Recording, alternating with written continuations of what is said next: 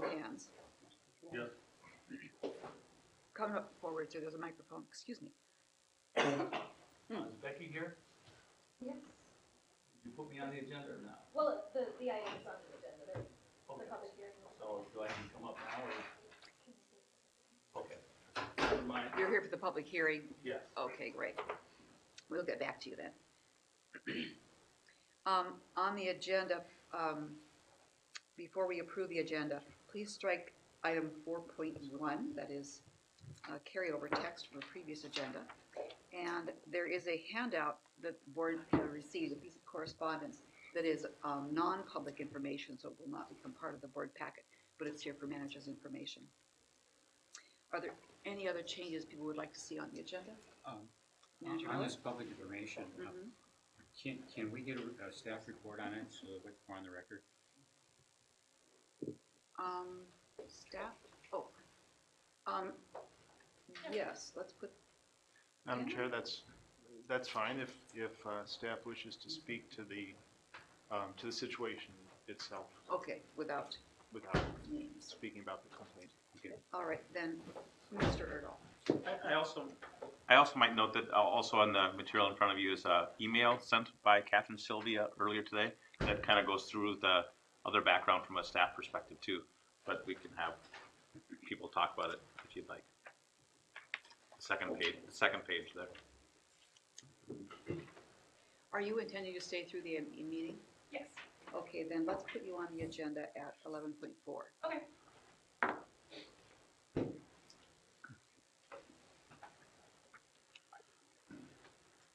Anything else? May I have a motion to approve the agenda as adjusted? Motion, Manager Olson was that. Is there a second? Second. Manager Rognus, all those in favor say aye. Aye. Aye. That is approved. On the consent agenda this evening, we have approval of the minutes of the September 28th board meeting and approval of resolution 17-062, authorization to apply for funding assistance for 325 Blake Road. Is there a motion to approve the consent agenda? So moved. Second. Motion and second. All those in favor say aye. Aye. Any opposed? Thank you.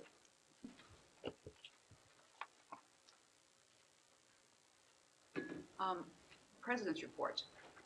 I attended the Public Lands Day 50th anniversary event out at Minnehaha Glen. It was a great chance to get a look at that resource, and a lot of people there to take that hike down to the river. And I wanted to thank Mr. Lochner and Ms. Gamani for heading that up there. And as you know from Mr. Erdahl's midweek email, last week there was a hearing that Senator Torres Ray and other legislators and public officials held. Our goal, which we achieved there, was to convey that our role was to be engaged with and a resource to the process as MPRB, the landowner, and City of Minneapolis go through their decision-making process on the use for Hiawatha Golf Course. I'm certain that others will want to say more, and I just wanted to thank those who worked on the preparation, including Manager Shackleton, Lars Erdahl, James Whisker, Talia Mayak, Mike Heyman, Lewis Smith, and Joel Carlson. Future events that I have on my calendar are the Metro Mod meeting, which is this coming Tuesday. All managers are invited. And I have a Mod Resolutions Committee meeting on the 24th of October. Manager Miller, would you like to get, I'll pause there. Do you want to add anything, Manager Shackleton, on the Hiawatha meeting? Manager Miller, Planning and Policy Committee report? Yeah, we had one item on the agenda, and that was we went through we had two items on the agenda.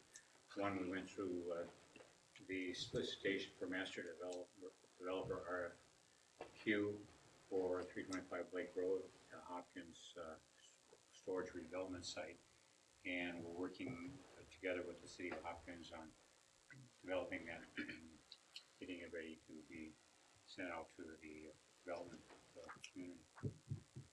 And the other thing was we got a report from staff at Manager Becker's request of the success ratio on previously planned projects for the last 10 years, and that was very interesting report as well.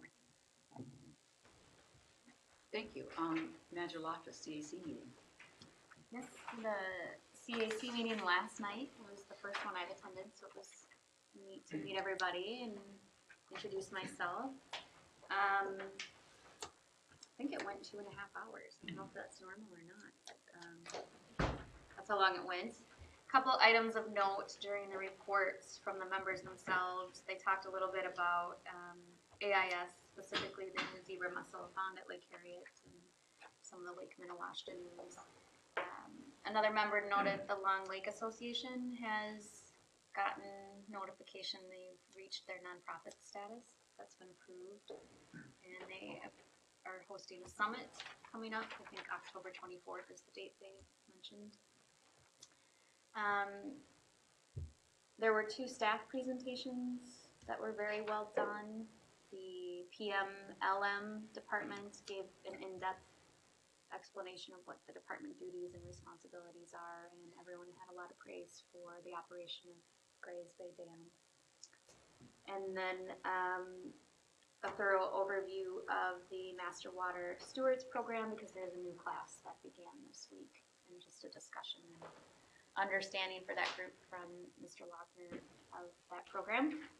There was one new business item added about reporting on projects, and I believe the group just wanted a mechanism for report or map that staff will follow up on to be a little more informed of projects.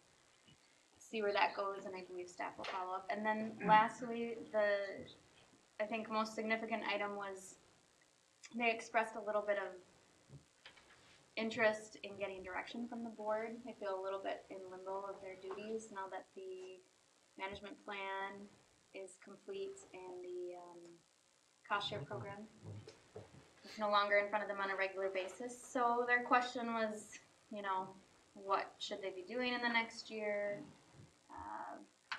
So they're looking for our direction at some point on that question. So it was a good meeting, good group, and kind of a brief synopsis of how it went. Thank you. Manager Miller. I don't think we should let it pass that they're looking for meaningful participation with the board and the staff, so we should figure out what we want them to do. So they did an outstanding job on reviewing all the proposals, but now that we don't have that anymore, gotta find something else that they can make an equal contribution to our efforts as that program did. So we should do some follow through on that then. Yeah, Good. what do you recommend? Discussion. We could have a discussion about it at the upcoming meeting or later tonight if you want. I don't know, what's your preference? Well, we discussed it a little bit at the meeting, and I agree. You hate to not take all that talent and willingness to serve and not continue to have it be productive. So, the one comment was feeling rudderless, which you don't. They're great people. You don't want them to feel. You want them to feel purpose and accomplishment because they've done so much. So, I had suggested that maybe after we do our annual. The board does their annual goals, maybe the month after that we could do a joint session and the board could share their goals, and if there's some of those that the CAC was interested in doing some of the legwork or assisting with, we could flesh that out, or if they had something in mind. I think I don't know that we've done a joint session with them on a regular basis, and maybe that's useful. It's something to talk about. Can we put that in an agenda for the next meeting? I'd be happy to do that. But there's maybe other ways to accomplish getting them. And applications are open for CAC for this coming year. And staff will be receiving and reviewing those applications and then making some recommendations to us. So that's another CAC item agenda we'll have coming up soon. Manager Olson. I don't ever remember hearing or seeing any of or involving the CAC at our workshops. When we have our off-site meetings with the board, we might want to consider that kind of involvement too? I, I want them involved, but not that involved, because I think we want to be able to set the agenda and goals and help him, or have them help us achieve them.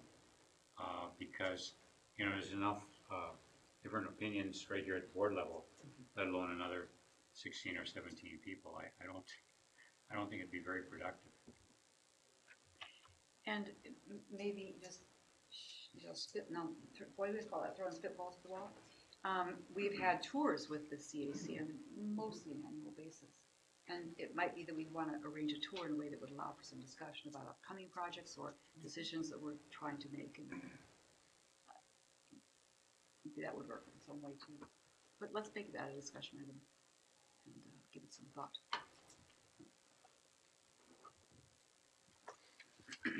The upcoming meeting and event schedule is as written in the agenda. November 8th, Citizens Advisory. Is that Manager Olson? I've lost track. Mr. Lochner can tell us who that would be.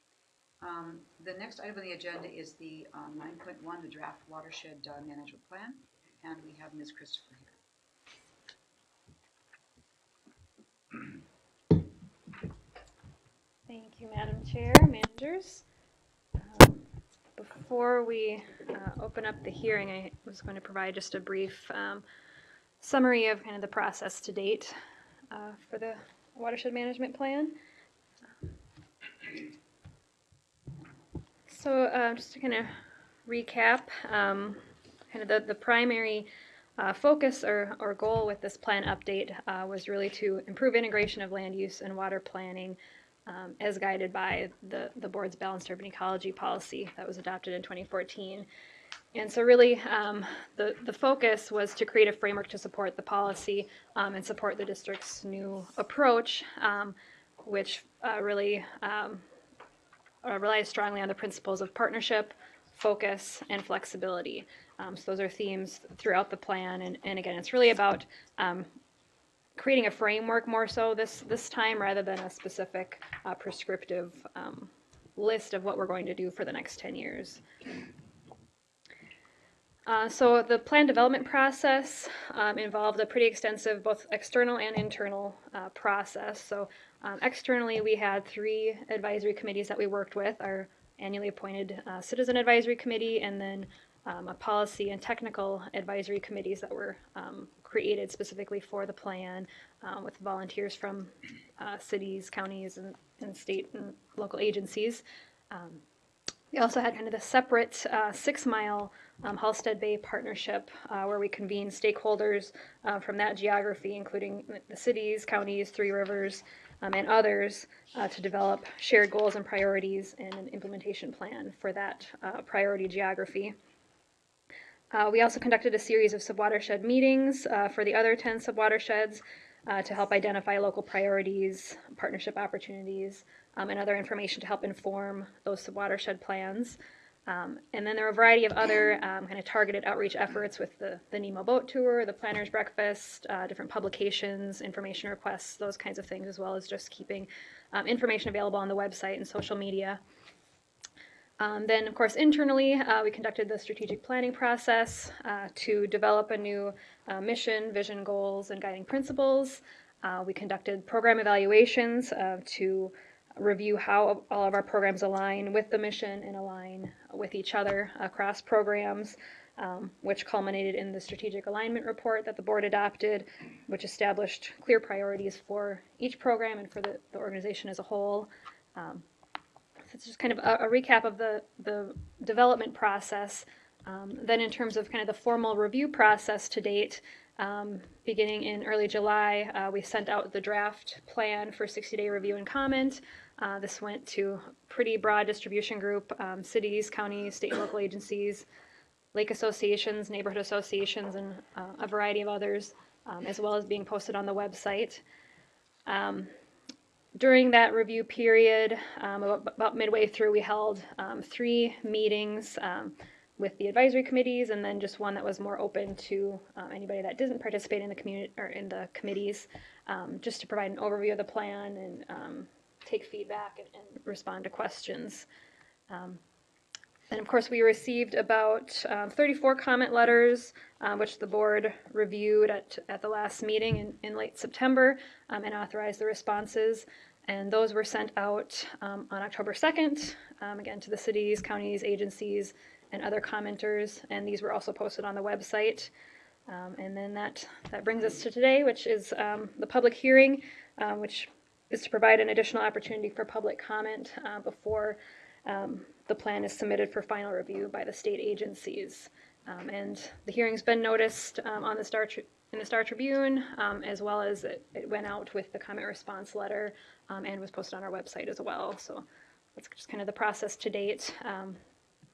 And I'll take any questions, otherwise can proceed with the hearing.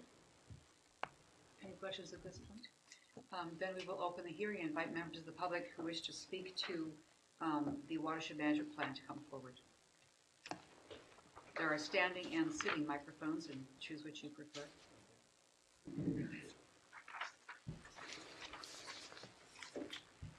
And in each case, please state your name and your address before you begin.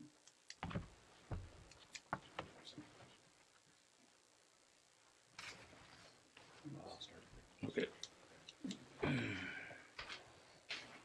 Hello, my name is Dick Hawley.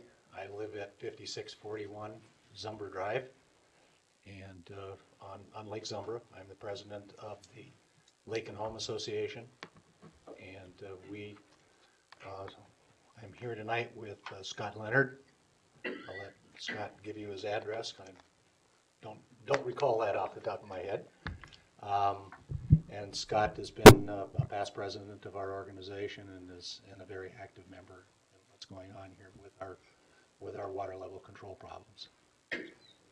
Scott would like to read a statement, and then we'll be happy to answer questions and whatever following that. Thank you, Dick. Scott Leonard, 5601 Zumbra Drive, a 16-year resident of the neighborhood. We represent a community of 50 homes and one nonprofit institution that reside on or have access to Lake Zumbra in Carver County.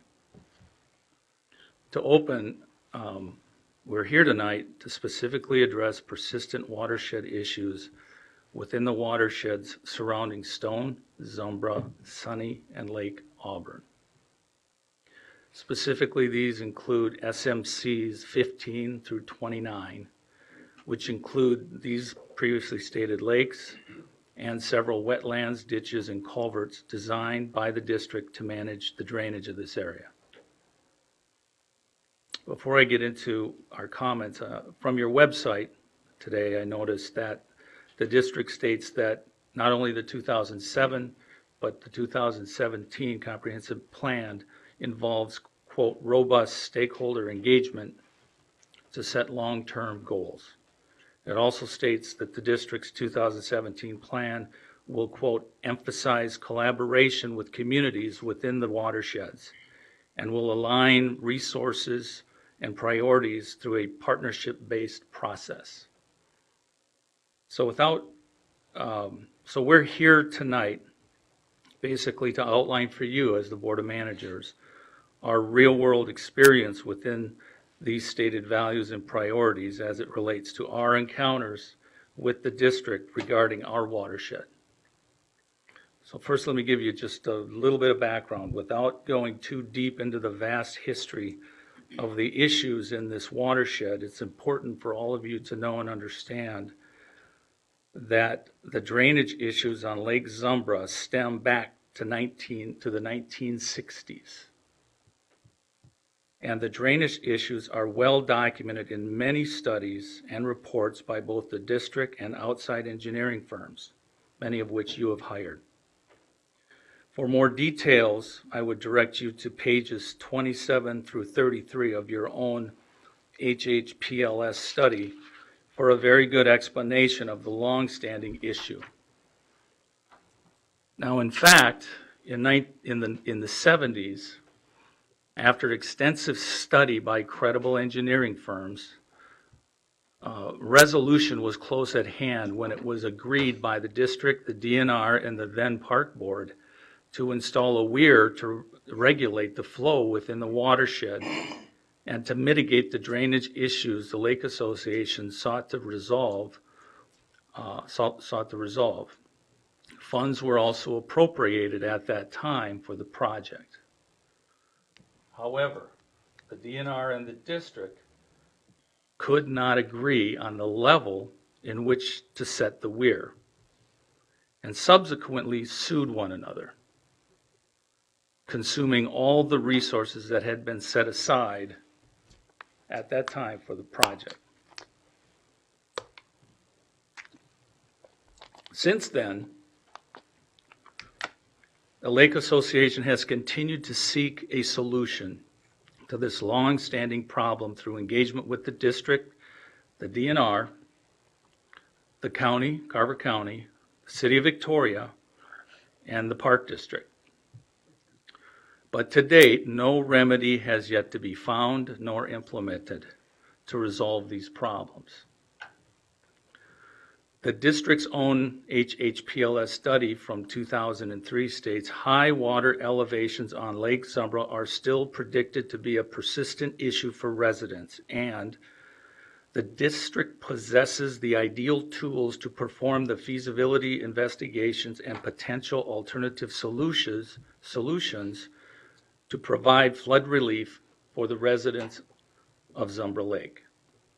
This was back in 2003. We are here tonight to contend that the watershed system designed and managed primarily by the district is flawed and does not take into consideration actual water behaviors that perpetuate within the system during both normal and high water events. We contend that the current well-documented backflow design of the system between Stone Lake, Sunny Lake, and Lake Zumbro allows highly loaded water from Stone Lake to backflow into Zumbro, delaying the natural drainage of Zumbro, resulting in very minimal bounce margins when additional rain events inevitably happen, setting the lake up for perpetual flooding. This creates undue encumbrances on the residents by continually destroying shorelines, landscaping, and significantly reducing the recreational use of the lake due to persistent no-wake restrictions set by governing authorities. This year, lake restrictions were lifted on July 3rd, only after significant public outcry over the lack of recreational use of the lake up to that point. And water was very high and shoreline erosion persisted. We contend that the studies and modeling used to study the system do not take into consideration the realities of debris, obstruction, and lack of district oversight and maintenance of the system, and that the residents themselves have been unclogging culverts for over 30 years in an attempt to see this watershed perform at an acceptable rate. The Lake Association has uncovered new information recently regarding the system that relates directly to Zumbro's drainage issues. Yet when we asked to present this information through 3 separate emails to one of your board members, Mr. Olson, on this body, from our president, Dick Hawley, we have received no response. We also contend that the 2012 district-managed updates to the culverts, 3 of them, in this watershed exacerbated the problems. As a major stakeholder in the watershed, and knowing the persistent issues related to Lake Zumbro over the years, our Lake Association was never informed of these changes nor allowed to provide any input on these updates and how these updates could potentially help the persistent issues that we are experiencing. Although we have been given very general overviews of these changes that were made in 2012, we have requested the permits and installation details of these changes earlier this year.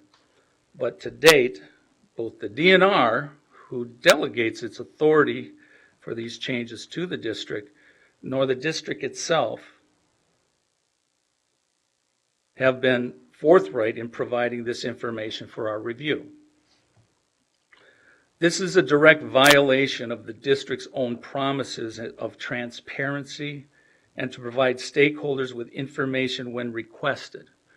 Please see your goals, 17.1, action number 2 in your current 2007 comprehensive plan goals. It clearly states that this is one of your objectives. Several discussions and meetings have taken place with the district since the 2014 500-year flood event, and the district has put forth 3 possible remedies earlier this year. However, when presented, the district essentially stated none of them were worth implementing.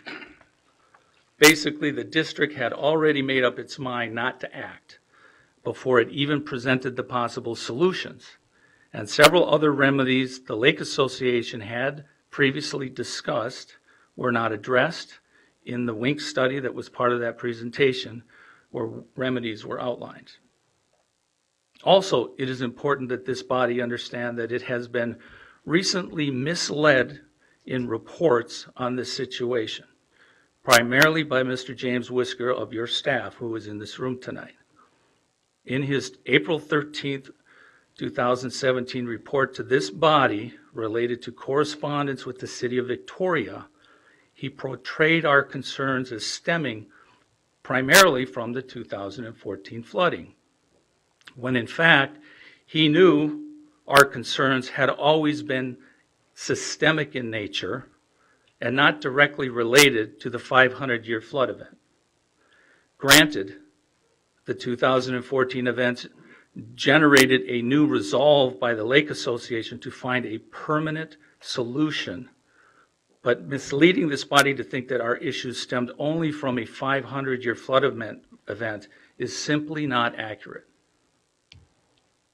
In that report, Mr. Whisker also stated that, quote, homes on Lake Zumbra are both very close to the lake and are at low elevations.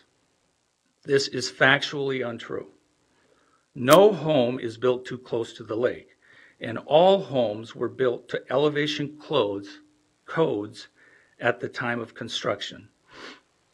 In fact, all but 3 homes comply with current 2017 codes, which are 2 feet above the ordinary high water level.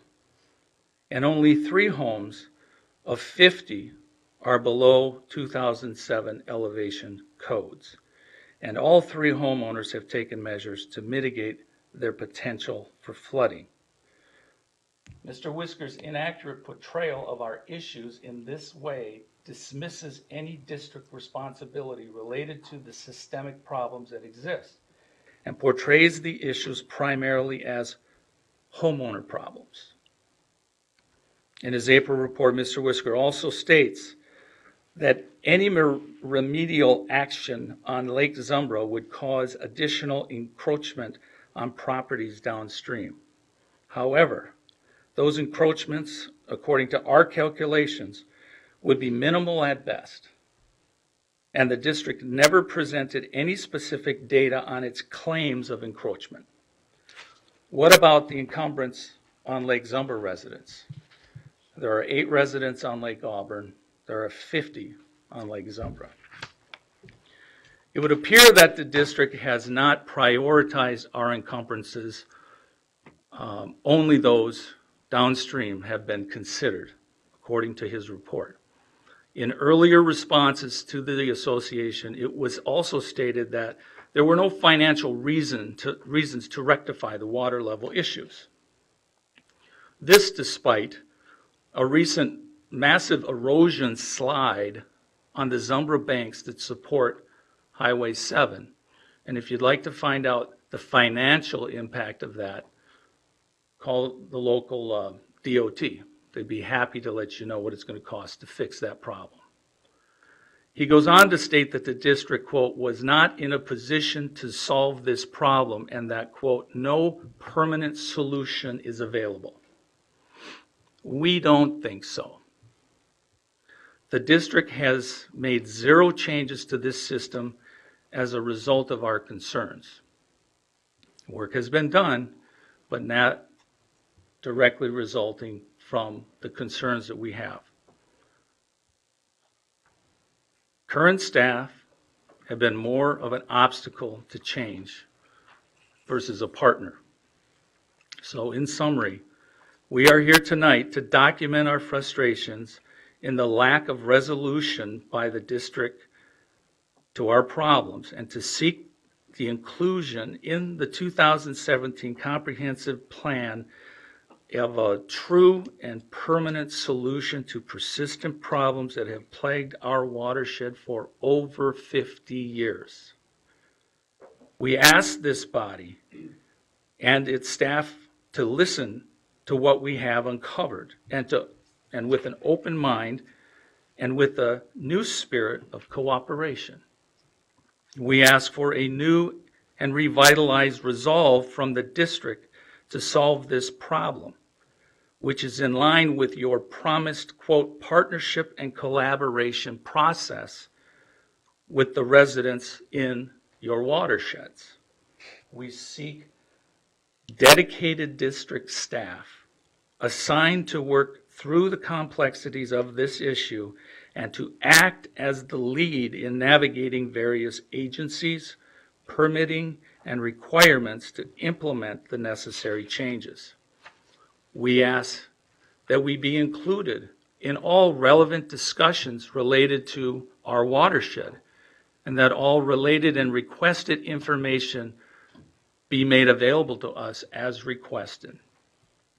We ask that this body appropriate in its 2017 plan the necessary human and financial resources required to implement changes to this watershed that will finally resolve this decades-old problem.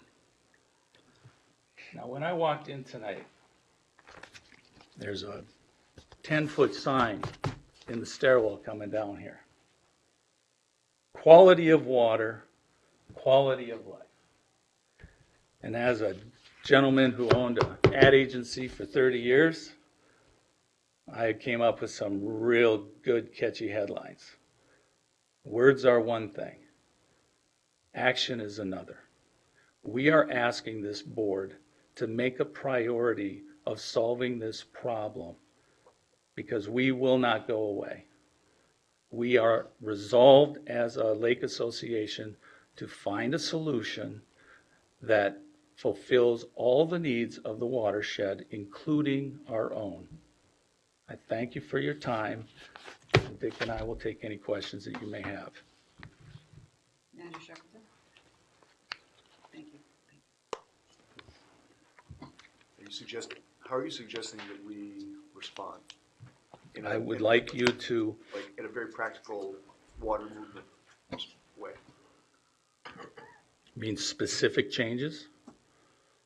Well, we've talked about a lot in various meetings that we've had. We've got a lot of ideas, everything from flap gates to raising culvert levels to, maintaining the system. Now, we have taken measures on our own to maintain the system, as I mentioned. We've also talked to the Three Rivers Park District about several changes that we make, but we do understand that in your own documents that the district is responsible to work with the local governing units and landowners to maintain the system itself. It has not been done. We have brought forth several ideas before the park, specifically and directly, on these issues. But quite frankly, we're just a few guys trying to fit this into our lives. This is really your bailiwick of knowledge, and none of these simple suggestions for even maintenance and cleanup of the system were ever brought up by your staff, we found more difficulties and, well, you can go ahead with this, but don't expect much, and there's all these obstacles and permits and things that you're gonna have to deal with, and we have the emails to show you the tone of those letters were not very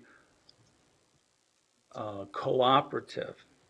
So, but specifically, there is a vertical culvert on Stone that is overwhelmed at high water events. When that happens, Sunny Lake, which is where it dumps and where Zumbra dumps, is overwhelmed. The outflow from there cannot handle all the volume. Thus, backflow happens into Zumbra. Thus, Zumbra takes on all of its own watershed, and it takes on water from Stone. Zumbra is a holding pond for Stone. And when I was in a meeting with Mr. Whisker at Lowry Nature Center, I asked the man directly, is it good hydrology and best practices to dump loaded water from one watershed into another watershed in order to wait for it to drain?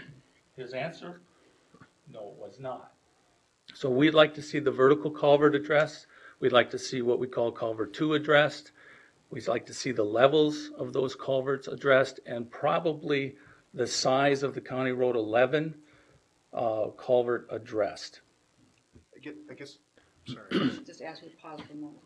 I guess I was asking that because you indicated that there are several homes that are 2 feet above the ordinary high water mark. And 2 feet above. Yeah. Yeah. They're. And it just, you referenced the 2007 plan, and I pulled it up. And in it, it indicates that some residents on Lake Zumbra have a less than desirable freeboard over the 100-year elevation of the lake, which may increase slightly due to development. And then further down, it indicates that development is predicted to increase the volume of stormwater runoff. And there's been a lot of development around you. There has. Woodland Cove is certainly one of those that feeds into Stone and then directly into us. That's one, and that one is scheduled to have 1,000 homes. It does not at this point in I'm time. going to weigh in at this point here. This, of course, is a hearing, a public hearing on the 2007 Comprehensive Water Resources Management Plan. And at our last meeting, we had written comments from Lake Zumbra Sunny Association, and those responses were approved by this board. So we are not going to solve the problem this evening. We have directed our staff, and they have been involved in trying to understand the hydraulics, what's going on out there with the water, how the system works, and to convene meetings among all the agencies, including Carver County, DNR, Victoria, Three Rivers, and of course the neighborhood associations. And so we continue, I'm sure, to be dedicated to having that happen, that we're involved with the process of trying to find a solution. But I don't believe that there's any amendment to any change in our water resources management plan prompted by the concerns that you have. And speaking for myself, it's, I'm very sensitive to the fact that you have a real problem out there. It's not a problem we can solve tonight. We don't expect to solve tonight, but if I may, Sherry, I'd like you and everyone here to understand that if you have a comprehensive plan, that is primarily going to be the focus of this board and this agency for the next 10 years. And what we're asking you to do is to make it clear in this plan that you have the resolve to see this problem taken care of and a solution found. That is the purpose of us being here tonight. Now, we didn't go through all the 50 years of documentations and things to keep this short, but we are asking you to add to the plan, not the information that was regurgitated in the responses that came through the city, because most of the responses in that Excel spreadsheet is the same information that we had been given before. And quite frankly, we're here tonight because we don't believe you folks have complete understanding of all that's involved. So I don't expect you to take care of this tonight, but I do expect that the board would consider amending the plan to include simply a single sentence that we, the watershed district and the board, resolve to find a reasonable solution to the watershed issues that have perpetuated for over 50 years, to the happiness and contentment of the people on Lake Zumbra. Andrew Miller? That may be true and good. Lake Summer has a problem. I'm on the Mayock Creek, and getting rid of the water from 6 Mile or 9 Mile, what is it called? Six Mile. It's going to overwhelm. If keep on developing without regard to the impact on the watershed in Carver County, it'll overwhelm Lake Minnetonka and Mayock Creek. I live down the creek, and every year there's more water. We're not flooding my saying, yard. Mr. Miller, that we want to shove more water down your creek.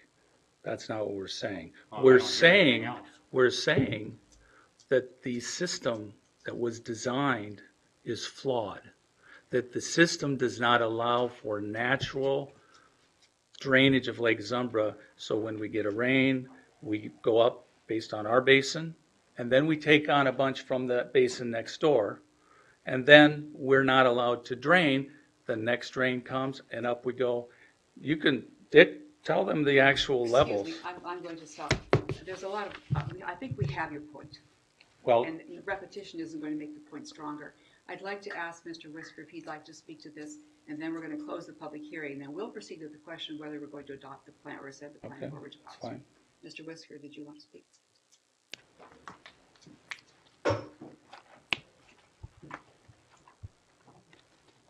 Thank you, President White, managers. First, I've got a series of rambling thoughts as I was listening and taking notes here.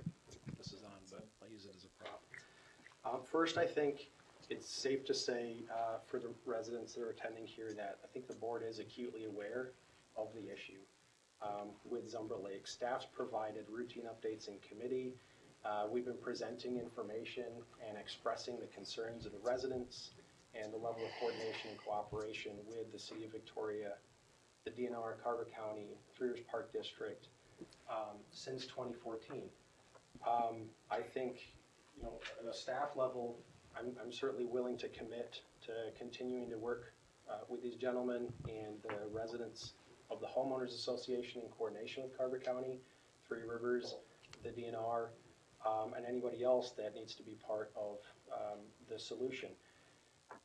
First, I don't want to get into a lot of back and forth. There's a couple of points of clarification that I think it's worth making. Number one of the things that I heard is that the system's been designed by the district. Obviously, that's not the case. There's county roads, there's Three Rivers land, there's municipal infrastructure. We don't own and operate the hydraulic system. We do have a role and a responsibility and authority in working with people that operate the system to manage water flow, and the quality of the water, as well as the overall ecological integrity within the system. Second, we don't manage the system. We don't operate and maintain it. We don't unclog culverts for any county road out there. So contrary to what your documents state, sir. Okay. It's just not routine practice for us to manage municipal or county or MnDOT infrastructure. That's just not something that we're equipped to do. And I'll kind of touch back on how we've coordinated that role, I think, effectively with Carver County and the homeowners and the residents. I know permits have been requested. That's something that's, I think, a little bit more recent. I could be mistaken, but to the best of my knowledge, the request for permit data from this area was made through the Department of Natural Resources. It was contacted us. We've provided a summary of those permit files back to the DNR who requested them, the area hydrologist. They were contacted by the residents essentially to cross-check the watershed district's work to date, and we've provided the information that we have available. But I'm not aware of any Data Practice Act request or permit request that's come through the watershed district. I don't want to get too caught up into whether or not I've misled the board. I serve at the pleasure of the board and the administrator, and you guys will make your own judgment. But I don't think it's entirely misleading to say that the discussions around Zumbra were heightened, and our engagement was further catalyzed by the record flooding, the flood of record in 2014. That's when Manager Olson, the district engineer, were stood out on the trail that is the outlet for Zumbra Lake, discussing with Carver County, Public Works, elected officials, City of Victoria, Three Rivers staff, what are we going to do? And that was really the genesis of our most recent involvement. So it has been a long-standing issue, but I don't think that that's a misrepresentation to say our recent level of engagement was really spurred on by what happened in That's 2014. not what I said, sir. Okay. I said you portrayed the Excuse me, you issue don't have the floor. as Sir, Scott, a you don't have the floor. reason why that it was pertaining to the flood. Scott, you do not have the floor. Please allow Okay. Mr. Whisker to speak. Okay, I'm not, correction is I apologize, I've required. forgotten your last name. I'm sorry. So again, I think the board's aware that it is a long-standing issue. It has been around since 1960. It's not something that's been created newly in the last 5 or 10 years. There is a long-term documented history of high water issues out here, and I think we're all sensitive to that. We've expressed our sympathy for the residents, because if you're looking out of your back door and you're seeing the water levels come up, we can obviously appreciate those concerns. In terms of the long-term, documented history, one of the points that I think Manager Shackleton brought up that we relayed to the board, discussed with the residents, discussed with Carver County, Three Rivers, the city, the DNR, is that back when the development was proposed, the DNR in fact wrote the city a letter saying, we advise these homes not be built at these elevations because it will create long-term issues. So not to say that that means nothing can be done or there aren't solutions or preventative measures or relief, but it's definitely a salient fact in how the district's going to evaluate and respond to this particular situation. That issue, coupled with how just the system works, there's about 5 lakes out there, the hydraulics of the system, are the reason there are high water issues. And it's not just a matter of opening up every single culvert larger to send water downstream because of the way the hydraulics work. It essentially works like a series of bathtubs that when it rains a lot, all of them equalize and operate at the same level, and it in fact fights gravity and pushes water upstream into this lake. So simply opening up every culvert would not necessarily solve the problem, and it would have, even if it was nominal, it would have some level of measurable impact downstream. And so we have coordinated with those downstream landowners, which are predominantly Three Rivers Park District. And Three Rivers Park District would have to own any of those impacts. Opening these culverts, we don't own the infrastructure. Some of them are county roads. Some of them are owned by Three Rivers. And so there's a variety of jurisdictions at play, and the role that the district has tried to play since 2014 is one of coordinating all of those jurisdictions, clearly diagnosing what the issue is, identifying a range of solutions, some of which were requested by the HOA that we analyzed, and we did. We've held a series of public meetings, including elected officials that Commissioner Workman's attended, Manager Olson's attended, the Mayor of Victoria's attended, and we had identified a range of potential solutions, what their downstream impact would be, and what their relative estimated benefit would be for the lake. And now I can walk through that chronology if you like,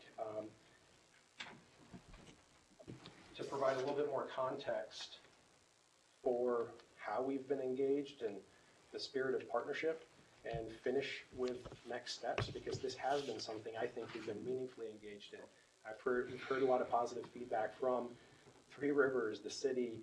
Recently, we were in front of the Carver County Commissioners, and they're acutely aware of the issue and supportive of the efforts that we've taken so far.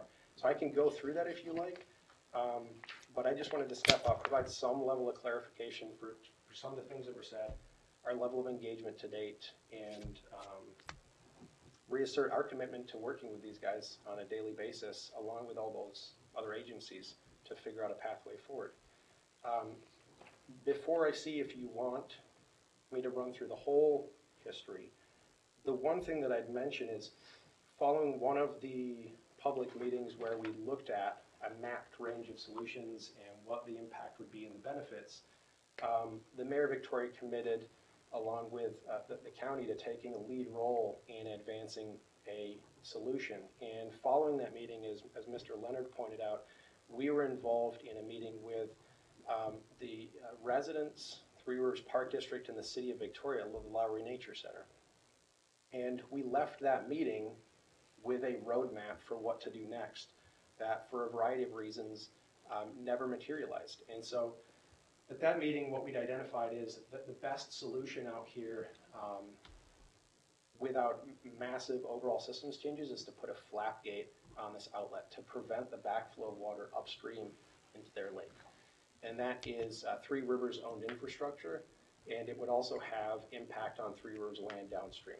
And so the question for the meeting was, who would take the lead in designing that solution? Who may ultimately own and operate that solution? And who would have to permit that solution? And we left the meeting with a pretty clear roadmap that the City of Victoria committed to developing a scope of engineering services that they would place on their City Council agenda, brought to Council for approval, to be the applicant to design that solution. That Three Rivers, while they made no commitment to granting a permit, would process the permit for that solution, and that the district would leave the meeting and provide a clear regulatory pathway forward, because it is complicated. The DNR has to weigh in, we have to weigh in, Three Rivers, the city, the county have to weigh in. And we provided that roadmap, and to the best of my knowledge, that didn't make its way through City Council from what I've been informed at the request of the residents. So, you know, if there's a clear ask tonight for how you'd like to follow up, I'm happy to entertain it. That's a little bit of the history. If you want the whole history, we've got a pretty detailed set of chronology that we can run through, but I don't necessarily think it's germane to the comprehensive plan, because as we've outlined in the comprehensive plan, we're not following a prescriptive set of capital improvements. We're identifying issues. We're working in a multi-jurisdictional nature in real time with the folks that are impacted, with all the authorities at play, and putting together a combined solution. And I think we can continue to do that. Thank you very much. A point of clarification, the flap gate. I'm sorry, I'm going to stop, no, I'm going to stop you because we don't need to get into specifics tonight. Well, be made. I'm going to close the public hearing at this point. We've taken your thoughts into consideration, and we have a way forward, which is to continue what we've been doing to help to assist the process and to work for solutions. And there's nothing in our comp plan, to my way of thinking, that precludes that or needs to be specifically stated, but that's for the board to decide. But thank you for your participation, and I certainly sympathize with the situation. Thank you for coming. Sympathy isn't results. May I make one comment? Well, that's not new. What did you say? He said sympathy as a result. May I make one comment? Yes. Back in 2005, 2006, I was on the Citizens Advisory Committee. When I moved into my home, I bought that home from Dale Palmatier. At that meeting in 2007, you were honoring Dale Palmatier and what work that he had done for the watershed district. Dale has passed away, but Marilyn, his wife, is still living. And my wife is an audiologist and met with her just a few weeks back. And she asked what we were doing and how we were doing. And Claudia said, well, Dick's going out to the culverts again. Marilyn's comment was, oh my God, we were doing that in the 60s. And you're still doing that, and this has not been fixed. The problem that was there was a problem that was identified by the E.A. Hickok as the engineering firm, that the culvert that goes underneath 11 is too small. It does not allow quick enough drawdown of what's going on the entire watershed above that. You've got a 24-inch culvert that splits between Sunny and Zumbra on an illegal crosswater body. We're getting to a lot of technical You details get to, here. just a second, you get to a second culvert, Wrap it up quickly, a second please. culvert that we have documented that there's debris and blockages that have raised the level of that. And that's a 30-inch culvert. And then you go to the end of the watershed and it's an 18-inch culvert. Thank you, Mr. So- Huntley. The public hearing is closed. Thank you, and we have It's- certainly heard a lot of good information. It should be obvious. I'm sorry.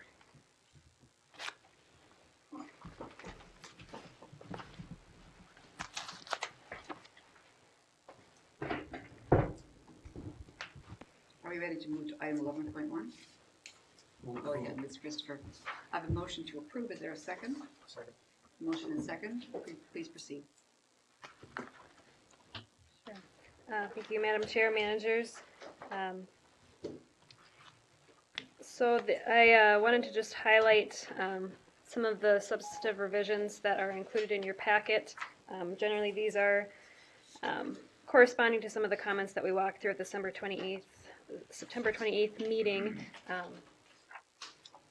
include clarification on the E-grade program, providing some additional detail, clarification on the public drainage systems and the district's obligations for maintaining those, further explanation of the district's role in flood mitigation and control,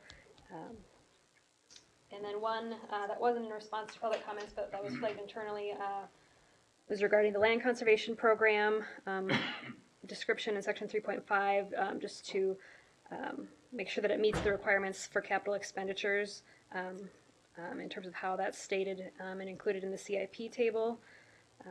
And then probably the most substantial changes were section 3.7, evaluation and reporting, where we just expanded our explanation of the district's goal setting framework, referenced the TMDL credit distribution policy, and also added a summary table of all the approved TMDLs and reductions that are required for those long-term goals. And then finally, also on the subject of goal setting, we've added specific project-specific load reduction estimates within Minnehaha Creek and 6 Mile Creek plans, where we have done some additional initial feasibility work and have some estimates to base that on. So those were kind of the main substantive comments that we talked through before and how we've responded to those. And beyond that, in terms of next steps, staff will be just working to finalize kind of the non-substantive revisions over the next 2 weeks. Just, things like typographical and grammatical errors, other just areas of clarification. And then we've got a handful of kind of map edits and things that need to be made, as well as just some final layout work, revising some of the graphics and photos, and making sure that the links are all working just to improve ability to navigate throughout the document. So those are all things that we're on track to wrap up by October 25th, which would be kind of our target deadline for distributing to the state agencies for final 90-day review and action by Bowser, which based on that schedule would be anticipated to take place at the December 20th meeting. And then finally, assuming we get Bowser approval on that date, it would come back to the board for adoption at the January workshop. So that's kind of the schedule moving forward, and I'll take any questions. Thank you. Are there questions for Ms. Christopher?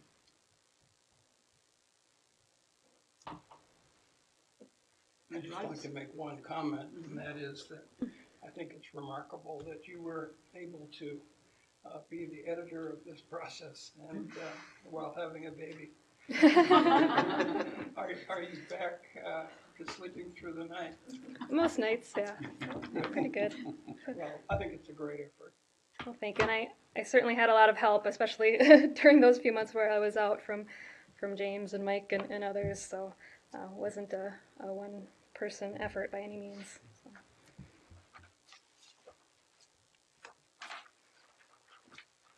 Are we ready to vote? All those in favor, please say aye. Aye. Any opposed? I'd like to ask you all to join me and on behalf of the board, congratulate Becky on the extraordinary work that she's done on the comp plan. We are poised to go forward in a very favorable position for the next 10 years with this comp plan.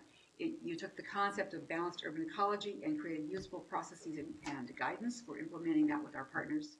And through that process by which the plan was developed with input from our communities, we've received tremendous support and I think increasing levels of trust.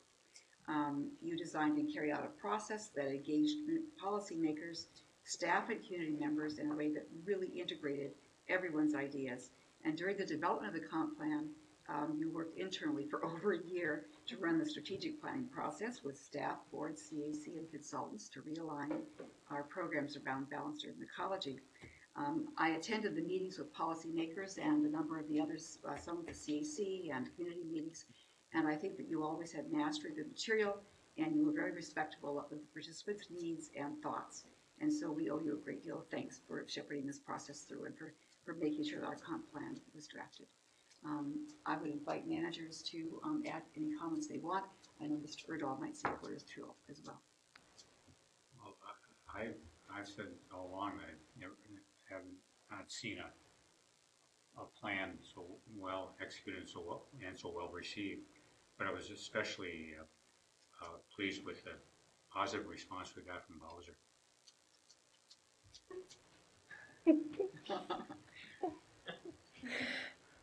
Well, thank you very much.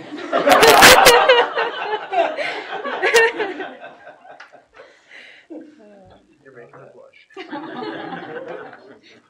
Thank you very much. That means a lot. You're welcome.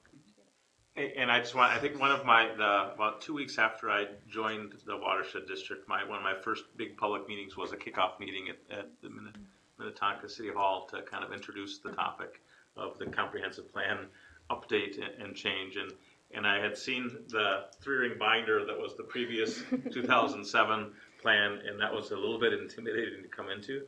But I think the process and procedure that the Board of Managers really kind of helped formulate and bring together, but then staff, especially Becky, in terms of showing the leadership throughout the whole process, and some family changes along the way in the middle of all that too, demonstrates just kind of above and beyond level of dedication that we're grateful for. And I think that the community members are grateful for too, because I think there's a sense of shared ownership for the plan. So it's not the Watershed District plan, it's the community's plan, which is a big accomplishment. It's hard to do for a regulatory agency to have that kind of perspective from our partner community, so thank you. Well said, Manager Sheppelman. Over and above this being a really challenging project, the changes that our organization went through over the last couple years kind of was an overlay, and seeing how you embodied the face of our organization to organizations that haven't always been our allies and brought them on board and got them invested in a mutual relationship that is essentially our plan moving forward, I think speaks to what you're hearing from us tonight, which is gratitude and thanks. Because you've tackled something very challenging, and you did it in the midst of challenging times, and succeeded in ways that I think are reflective of your skills. So, thank you. Gosh, I wasn't expecting all that. We're working on seeing how red your face can get.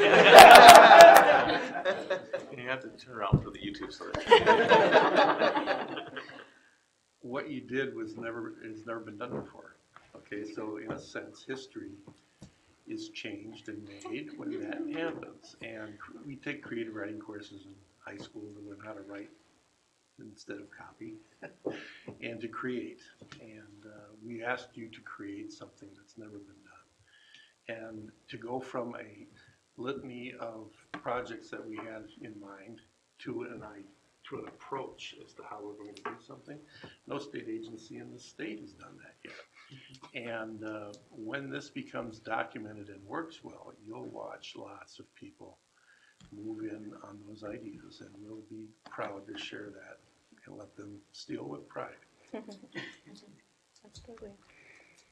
Yeah, I really appreciate it. I wasn't expecting any of this, and I may be getting more credit than I deserve. I've had a lot of help from the team along the way, and I'm excited to move on to the next phase of actually implementing it and working with the cities on their local plans and on our project partnerships, and it'll be fun to move on to the next thing. This has been quite a lot time-consuming project. So start writing the next one. Yeah. It looks like the department head would like to speak. Yeah, thank you, President White, managers. I think everything I was going to say has already been amply covered, but I guess I'll repeat it. And on the advice and coaching from the team, I'm increasingly relying on written notes so I don't ramble. Nothing wrong with rambling. Yeah. Well, I think, the significant milestone for the comprehensive plan and obviously for the organization, I wanted to take this opportunity, and I'm glad you guys joined in with me to formally recognize Becky and to share appreciation for everything that she's brought to the district. And, you know, the reason I'm up here is to also recognize what she brings to the planning team. And I want to start out by saying it's not just the comprehensive plan. This has really been a long time in the making, and it's been a lot of fun most days to be a part of it. In fact, in preparing for tonight, I had a quick conversation with President White and Lars via email, and I was reflecting on the fact that I think Becky and I have been working together now for almost a decade.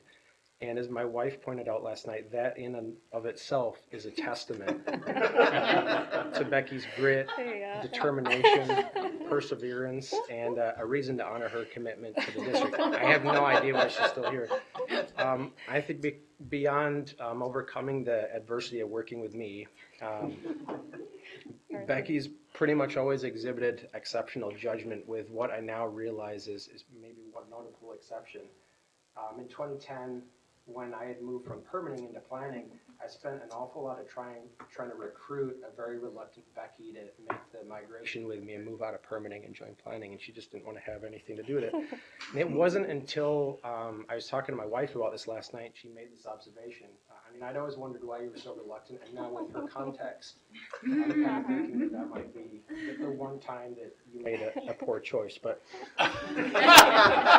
all's well that ends well, and I haven't held it against her, and I said that, you know, that said, as I look back at where Becky started and where we've started as an organization and a team and where we've ended up today, I couldn't be prouder to call Becky as a teammate and more importantly a friend. It's been a really wild ride, and as our group pointed out to me recently, when you spend so much time together on a daily basis for as long as we have, you end up working through a lot of not just professional ups and downs, but a lot of personal ups and downs. And I think in a lot of ways, you know, we've become almost more family than coworkers. And within what I would characterize as a really quirky family, Becky's always been a leader in defining and maintaining our culture of excellence. It's why our team's asked for a chance to provide special recognition at this, what I think is a pretty significant milestone in her career.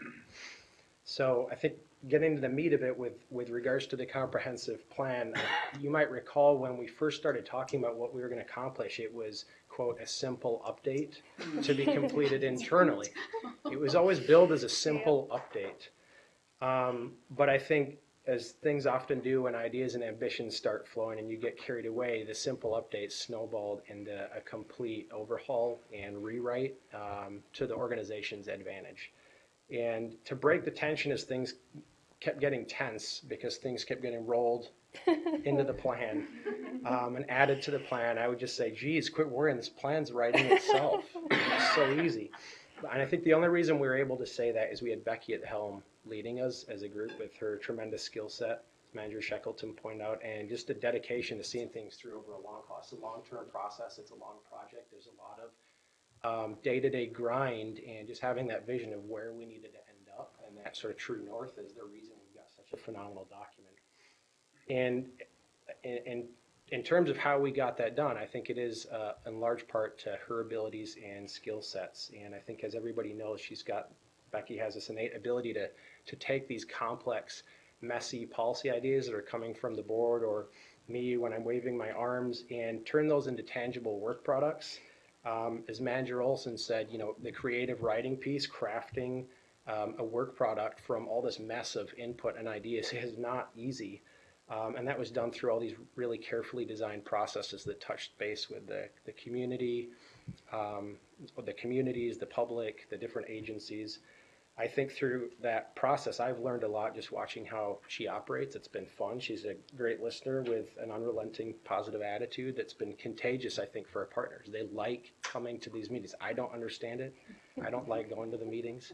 I don't necessarily enjoy wading through all the text of the plan, but people have taken time that Becky's never even met to call her and say, I love reading this plan. That to me is bizarre, but I think it's a testament to the engagement in the process and all the work that she's put in. I think that's been accompanied with this quiet discipline and ability to produce just a tremendous volume of work under pressure. and always on deadline and quality, and it served as a great example for our team what's possible if you just get your head down and grind. And it's just been great to see her use all those skills and deliver this plan for the district that I think exceeded everybody's expectations. It was supposed to be a rewrite. It was supposed to be pretty simple. We didn't want it to be complicated. And I think the plan, in terms of what we've produced, I just want to reflect, because we've had some meetings recently with some state and regional agencies, and I think Manager Olson's right. This is set unfortunately, it's set a new bar or a standard that, now is our basement, and we're going to have to take it to the next level. But people are looking to this as a regional model, because the plan, I think, beautifully captures the spirit of the balanced urban ecology that we laid out in 2014. It clearly and elegantly articulates our vision and philosophy of water and its valuable role in the urban environment. But it takes that weird abstract idea and it's turned it into this tangible, repeatable workflow and a concrete practice that other people can follow. So we can proselytize a little bit and be a mirror and example for others. And like I said, it's effectively repositioned the district's reputation across communities as a trusted, value-added partner versus this domineering regulatory agency. And in all of that, it looks good too. It's just a nice looking document. And that's been accomplished, as President White mentioned, with just what I think is an unprecedented level of support, and notably including support from people that have been pretty visibly displeased with us in the past and are now some of our biggest supporters, and that's huge. And I think, as I mentioned, we've met recently with the PCA, Bowser, Met Council, and they're all very interested now in providing exposure for the district, a platform for the district to get this message out at upcoming national, international conferences. And they want to use this, I think, as a regional model that can hopefully be fed into the governor's 25 by 25 plan. We've been attending a lot of listening sessions, and what we're putting out there, other communities, whether it's Shoreview, not Shorewood, but communities outside of our district are saying, why are we not hearing about this? Why is my watershed district not doing this? And that's probably the best verification you can get that Becky's done an exceptional job. And as significant of a career milestone the plan is, I think it's, as President White mentioned and Kurt, it's more impressive when you remember that while positioning us externally and working on the plan process, Becky developed and managed a 14-month process to realign every program at the district to point towards this new true north, creating this new level of clarity and focus while becoming a mom to baby Kate. I mean, that's impressive. I think I would have collapsed under the strain. And that's been a great example, I think, across the district and staff. It's inspired and motivated us all to striving for new heights and not putting arbitrary limits on what might be possible. And to wrap things up, as a practical matter, I've been trying to figure out how you do that. We have a great team because we have people that have ideas, people that can execute, people that can work on these longer range processes, take ideas into policy, and it's fun to be a part of that and learn new skills. And I've always wondered, how are you managing this workload to deadline with such a level of quality and outside support?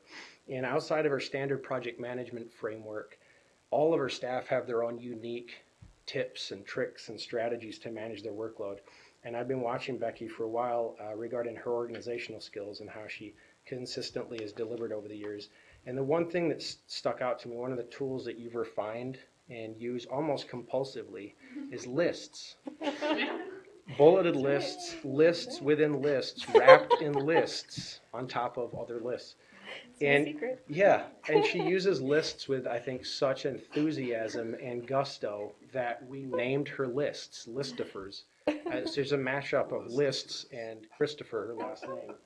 So to commemorate her tremendous effort, job well done, and acknowledge a significant milestone, our team's compiled a Listofer for Becky Christopher that outlines all the things we appreciate about Becky's contribution to the team and district. And Tiffany will bring that up and present her with your own customized list of her. Too much. And I want to say thank you to Becky and the board for giving me a few minutes.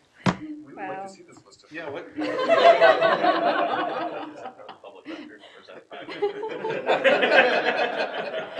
One of them Bread and is her cheese. love of bulleted lists.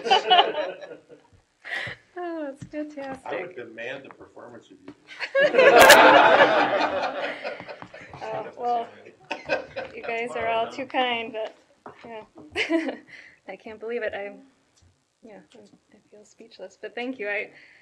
It's an honor working here and working with all of you, and yeah, I love working at the district. That's why I've been here almost a decade, and it's only gotten better over time, I think, with the board makeup and their staff team, and I've enjoyed, like I said, I enjoyed working on this project, and I'm looking forward to kind of the next challenge. So. Thank you very much. Yeah. I know what it is. Boy. Thank you. Right. Congratulations. Thank you. Thank you. And now, having to follow that is Ms. Schaufler with Resolution 17064. I do not have anything quite that exciting.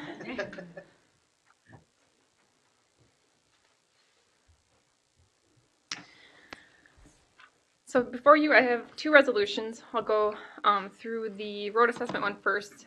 They're both the city of Minnetrista and are somewhat related, but not exactly.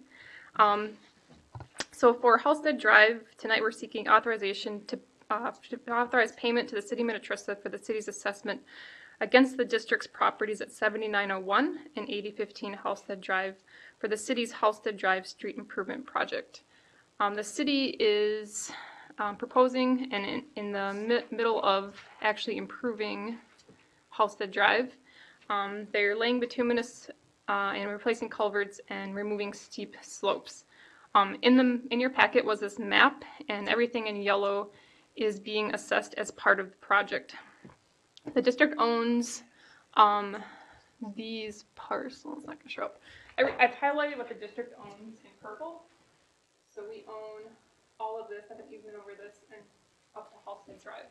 So two of the district's parcels fall within the area being assessed, and the city is proposing to assess each parcel $14,818.49, which brings the total to $29,636.98 for both parcels. The district received a letter from the city of Minnetrista, which is also provided in your packet, which states that the property owners must make full or partial payments by October 19th to avoid paying any interest. The city has offered a financing option plan to pay over 20 years at a 4.60 annual interest rate. However, district staff is recommending that we pay the assessment in full prior to October 19th to avoid paying any of that interest. So tonight, we're seeking authorization for the administrator to pay the city of Minnetrista an assessment in the amount of $29,636.98 for the Halstead Drive Street Improvement Project. Motion. Second. And a second. Any discussion or question? All those in favor, please say aye. Aye. Any opposed? Thank you. On to the next one. All right. So we are paying the city of Minnetrista, last one. Now I'm seeking authorization to accept payment from the city of Minnetrista.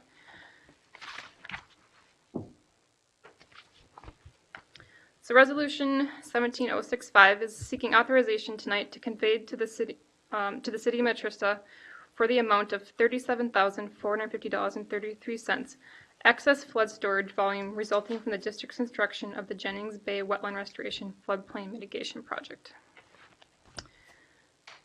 The district substantially completed the Jennings Bay Wetland Floodplain Project in June of this year, as the project was designed to mitigate for the County Road 101 Causeway Project, which is circled to the right of the screen. In October of 2014, the district and the city of Minnetrista executed a cooperative agreement to look at areas that the city-owned land where we could construct this floodplain mitigation project. As part of that agreement, we were granted the rights to construct the project, and The agreement also stated that the district would consider including flood stored volume into the design of the project. We were indeed able to include that into the design, and the city was then going to use that volume that we included towards permit 7382 for their Enchanted Lane Tuxedo Boulevard road construction, which is in the bottom left of the screen. The as-builts for the Jennings Bay project showed that it created 1,364 cubic yards of floodplain creation. 614 of that is dedicated to fulfilling the district's permit obligation to mitigate for the County Road 101 shoreline project, which leaves us with 750 cubic yards. If we subtract what the cooperative agreement allows the city to take on for their Enchanted Lane Tuxedo Boulevard project, that leaves us with 250.5 cubic yards left. The city has approached the district to purchase that additional floodplain fill, and the district has calculated the incremental cost to do all 750 cubic yards to be $37,450.33. The district did invoice the city for these construction costs to create the 750 cubic yards. And separately, as I noted in the resolution, during the construction of the project, the city approved access road became buckled and damaged. And to mitigate this, the city district and the contractor entered an agreement to cost share the repair. So this was deducted from that $37,000, bringing the amount owed to the district $31,433. Sorry, I have my notes. So the city has already provided that payment to the district for its allocation towards the cost of the 750 cubic yards created. However, the cooperative agreement specified that the flood volume transaction was only for that volume required for the Enchanted Lane project. So staff has concluded that under the existing district governance policies, the Board of Managers' concurrence in the transaction of the remaining flood storage is required. So tonight, we are seeking authorization for the Board of Managers authorizing the district administrator, oops, that's the wrong one. The Board of Managers concurs in conveying the entire 750 cubic yards of excess flood storage volume from the Jennings Bay Wetland Restoration / Floodplain Mitigation Project to the city for a payment of $37,450.33 and authorizes and ratifies the transaction. With that, I can take any questions. So moved. Manager Olson, second? Second. Second, Manager Becker, Manager Olson. Okay, so where does this $6,000 road repair come into play? Is that something that we've already concluded? Manager Olson, correct. So that's something we already concluded. We had an agreement entered with the city and the district on that, so we just subtracted that rather than sending checks back and forth to each other. Okay. And that was the section that had to be built up in 14. Correct. Right. Okay, thank you. Any other question? All those in favor, please say aye. Aye. Any opposed? Thank you. And then Ms. Sylvia.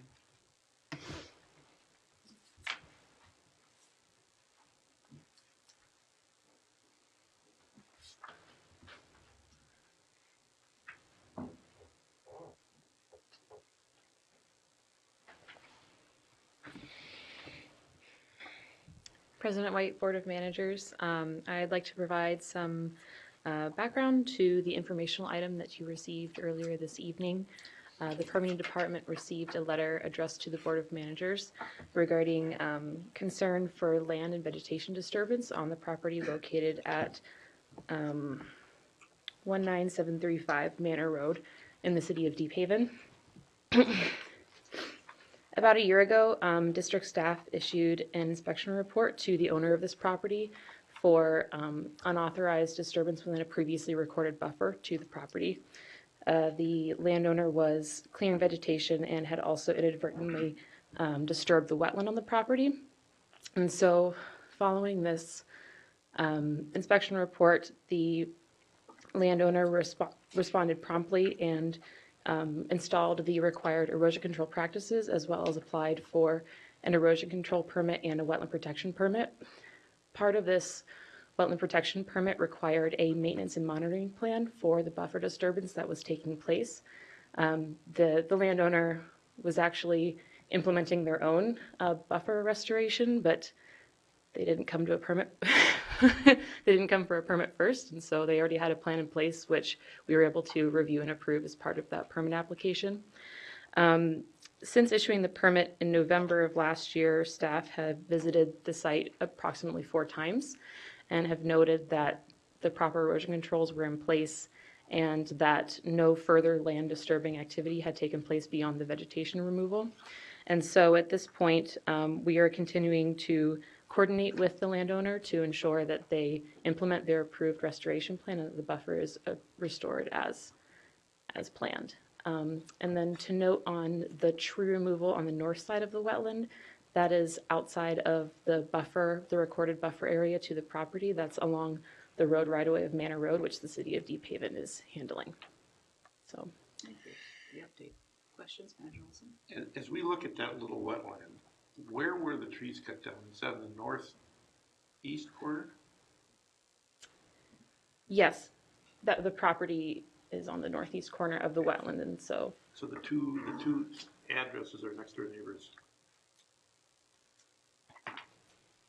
Yes. As I understand it. Okay. Anything else? Manager Miller? I just wanted, there's a suggestion by the petitioner that the district lost track of this project when staff turned over it. Can you speak to that? We've maintained coordination with the applicant and throughout the year inspections on the property. Because there had been no immediate threat to the wetland and impact to the wetland, there were no immediate actions requested to be taking place on site. And so I wouldn't necessarily say it was lost track through staff, but more so it's just been, the site's permitted and it's just been continuing to be addressed, so. Thank you. Anything else? Manager Olson? Go ahead, you first. Manager Velasquez? If they would have submitted this plan before starting the work, you would have approved it. Mm-hmm. So the main error is not asking for permission, right? Do they do, is it some sort of after the fact permit that they pay a different fee for, or how is that? I mean, I understand the neighbor's upset, but is there, it seems like the impact would have maybe been similar, but is there any penalty for not asking for permission first? We do not have an additional permit application fee for after the fact permits, but if a compliance issue continues to persist and it takes on staff time or we need to loop in our consultants for that reason, we are able to invoice the applicant or the property owner for that work. This was quickly resolved, and so we did not need to immediately add on any other penalties. Did Mr. Smith give you any rationale or insight into why he needed to clear the vegetation, or why he thought it would be in the best interest of the wetland? There was, his goal was to purchase the property, build a single-family home, and then remove invasive species that were within the buffer area, and remove the invasive species and be able to plant the plant communities that he found aesthetically pleasing within the buffer, and also beneficial to the property. So it was kind of his own project on his own volition, and just didn't quite go about it right channels. Manager Olson? So then what is the city doing? What's there? I'm looking at this image of quite a distance of silt fence. What are they doing along the road? What is the property owner No, not the doing property along the owner. road? You said the city's also involved with the northern So end of the lake. there, Or the wetland. the property owner removed trees along the northern edge of the wetland. Those trees were within the road right-of-way, which is within the city of Deep Haven's jurisdiction. And so, as I understand it, that's in violation of one of their codes, and so they are remedying that on their end. Were they invasive trees, or what was the I understand it was buckthorn. There's a lot of buckthorn. And the city won't make them put it back, we know that. So how do we handle the response to this petition? That they say they're petitioning us to do something about Manager Miller, I plan on reaching back out to the homeowner and letting them know that their correspondence has been passed along to the Board of Managers, and the managers have also been updated on the progress at the property. It is ongoing, and so all we can do is just make sure that it is implemented and continue renewing the permit until it's done. But I can and just assure them that there's no immediate impact to the wetland on the property. it. You can do that in a written form so that there's a record. Thank you. If there's, no, if there's any specific thoughts I should pass on behalf of the board. Seems well outlined in your email, so. Okay. Other than saying that we have seen it and discussed it. Okay. Thank you very much. Thank you.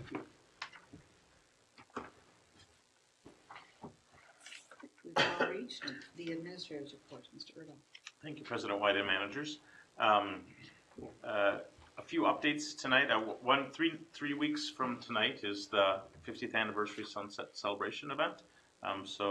Paul Douglas will be providing a keynote talk for that event, and his radio co-host Jordana Green will be hosting the program, and also we'll have the Watershed Heroes Awards presentation that evening. I want to thank Telly and her team for pulling together there's a lot of details to pull together for this event, and they've been doing a nice job with that.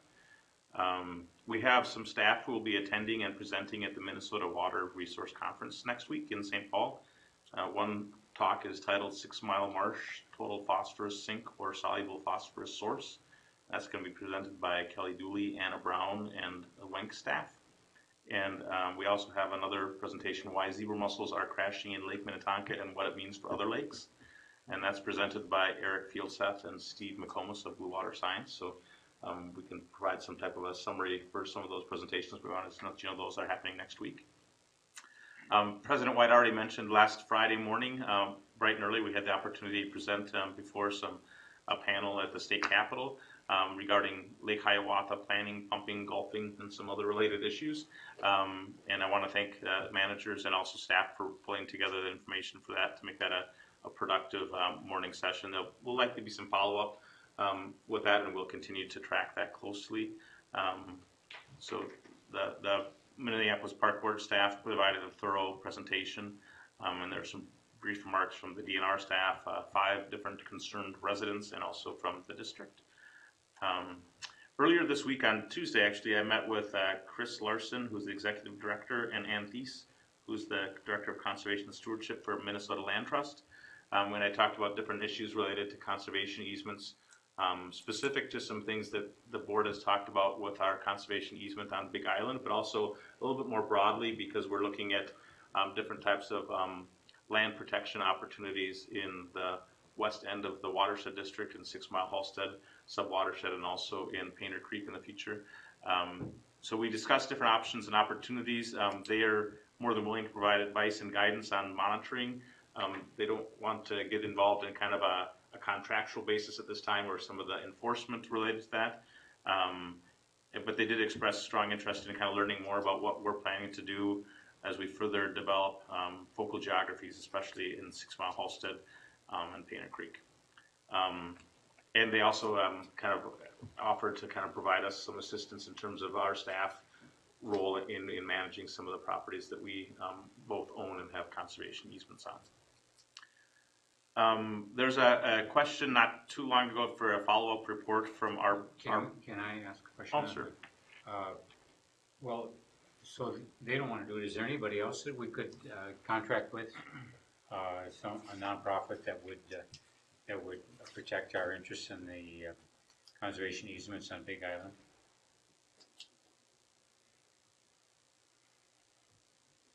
I don't know of any other bona fide land trust entity in the state of Minnesota. Well, then I think we got to develop a plan of our own then to enforce our easements and take on the political consequences of doing that.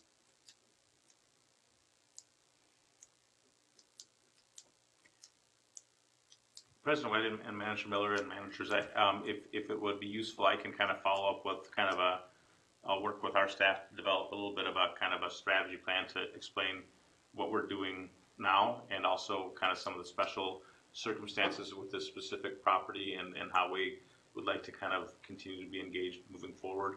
We've had some recent interactions with some members of the community that are connected with this too. So I'll maybe seek some of the managers' input and support in terms of developing that going forward too, and can bring that back. Well, I think we want an action plan to make sure that our easement and the investment is protected. We're, so to speak, custodians of that easement on behalf of the taxpayers, not only in the district, but the state of Minnesota, because they contributed towards that. And it's not be decided by some citizens that have different opinions about what should be done with the property that was purchased with public funds. So I think we've got to do something more strategic than visit with people and talk about this and be ready for litigation or whatever others is appropriate response to violating the legal easements.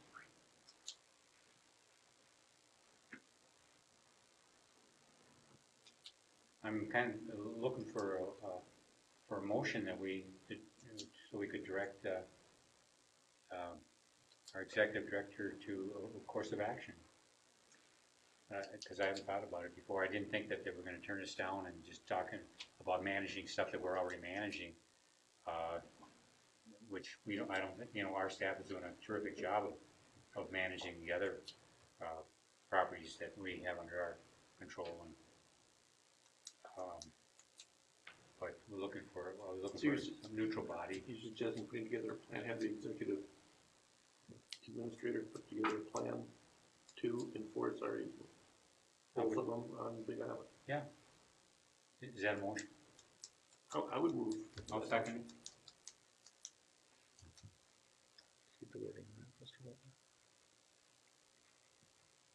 Any further discussion? Those in favor say aye. Aye. Opposed? All right, motion carries. Back to you, Mr. Riddle. Following up on a request from earlier this year, that we had been alerted at some point during the year that our bank had, there was an attempted fraudulent wire transfer on a district bank account. The bank's internal controls prevented any funds from being deducted, and the district just recently got kind of the follow-up documentation from the bank in terms of the report of what happened and also a police report. Neither of the bank nor the district suffered any loss, but this material is now available and will be kind of included in our audit report from this year and making sure that we kind of look at some of these things going forward. And I can provide some additional information if any managers want some specific information. I was advised that although some of that information is perhaps public, it might not need to be entered into the record, but I can provide information if there's some, if people have further questions. Manager Miller? I think it should be provided in its entirety to the auditor, so that if he decides to make a footnote or whatever. Yeah. But we've got to have some action directing you to provide it to the auditor, the information you got from the bank and from the police. Because there's, I get at least one, if not two emails a week, allegedly from Sherry, asking me to transfer money. And it goes into my junk mail. You know, somebody's assaulting or attempting to assault our account, so, you know, I haven't opened any of them to find out what they're recommending, because I figured that I'm gonna be in a lot more trouble. He throws my emails out. Can you Yeah. believe that? 'Cause So, It'll just get you 10 more a week. would you reiterate what you'd like to have in the record? I'd like to have I guess we already made a motion that the auditor, receive that information that we've gathered. And, number two, make sure that all of our systems would prevent any, extraordinary transfer of funds. Just don't open my emails. We got it covered. Yeah, well, not really. Somebody, you know, if they're going to this extreme, there's somebody's has, you know, every once in a while you read